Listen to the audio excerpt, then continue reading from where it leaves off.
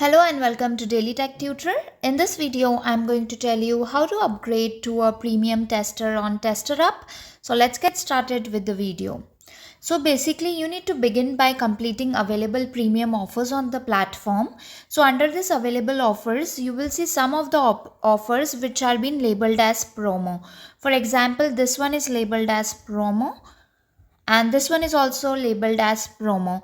So once you have successfully completed the 5 premium offers, that means which are labeled as promo over here, your account will automatically be upgraded to premium tester status. And as a premium tester, you will gain the exclusive access, that is to higher paying assignments.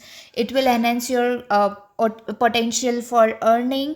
So this is how you can be a premium tester. In order to complete this, you need to complete 5 premium offers.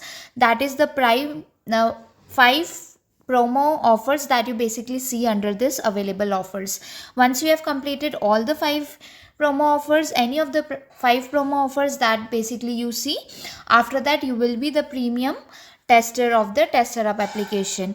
If the tutorial was helpful, please like and subscribe.